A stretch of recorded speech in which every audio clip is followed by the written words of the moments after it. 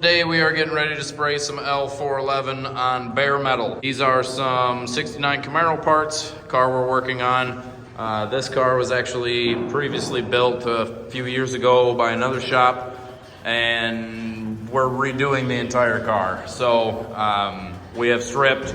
A lot of these panels were new when the car was last done, and we've re-stripped them. We are not doing the back sides of these panels though. They are painted, they seem to be in fair condition. We're gonna leave the back sides. We did not blast anything in here. This is all stripped skins, done, finished in 80 grit. And if you look at this metal, you can see the nice 80 grit DA orbital scratches.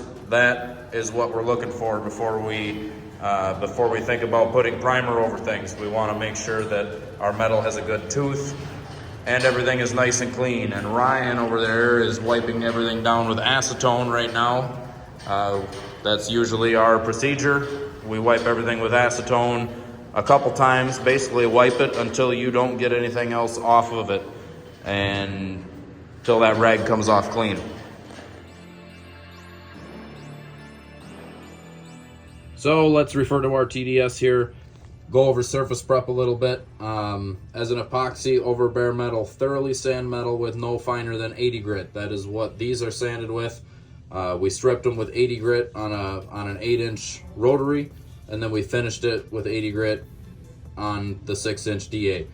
Sandblasted parts do not need to be sanded, but can be with no finer than 80 grit. So when you have sandblasted profile, generally that is more of a profile than a sand scratch. Epoxy generally sticks very well to a sandblasted profile within reason. You don't want a way over aggressive blasted profile, but you don't want too smooth of a profile. If you use like silica sand, that's about perfect. I have used this stuff called blackjack. It leaves huge impressions. It's for really nasty thick rust. I wouldn't recommend using something like that. In general, if you're using a blasting media, like if you're dry ice blasting or using walnuts or things like that, that's not going to put enough impression in the metal for this to stick. You will have to sand that metal. It will look shiny when it's done. You have to sand that metal. You have to make sure it has a very good tooth to bite into. But say the bottom of a car, we usually use silica sand. If we're going to put it on the rotisserie, blast the bottom and get it in epoxy. No further prep is really needed. You sandblast it, clean it, spray it. Obviously, do not use an etch primer. This is a general rule with any epoxy. You use etch or you use epoxy. You never use them together. They do not get along. Epoxy will not stick to etch. Do not use an etch primer, and not all blasting medias are suitable for this. Do not soda blast and then think you're going to put this primer on. There is a neutralizing process that needs to be done with certain types of media. Metal prep systems can be used. These parts in the booth right here are not metal prepped. These are just sanded 80 grit, cleaned very well. We're going to epoxy them. They're brand new panels. Metal prep is not needed for this primer. It will adhere better. That is the entire point of a metal prep system. It will adhere better with a metal prep system, but without it, you will still have excellent adhesion. There's really no reason to metal prep if you're using this primer. It's totally up to you. Before we go in and actually start spraying, we are going to clean the bare metal thoroughly with acetone. Like I showed you guys earlier, Ryan's in there right now cleaning. We're going to clean this very thoroughly with acetone. We like to use very low lint microfiber rags for this, and then I will even tack the metal before we go to spraying the primer. In the mixing section of the TDS, when using this over bare metal, 10% reduction by volume is recommended for bare metal application. And the reason that is when we go over bare metal, we want to try to make this product a little bit thinner. It is a high build product.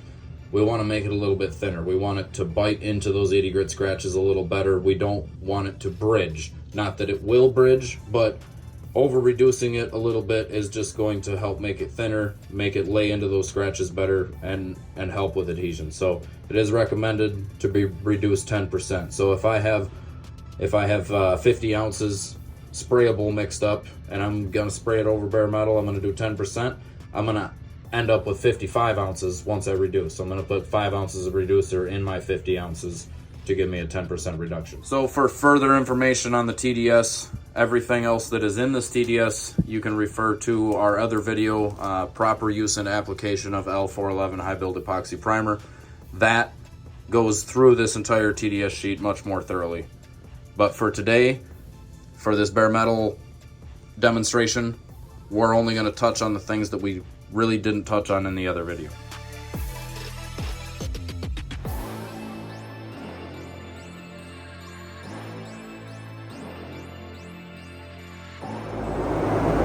So there it is, we have 2 coats of L-411, reduced 10% down over bare metal.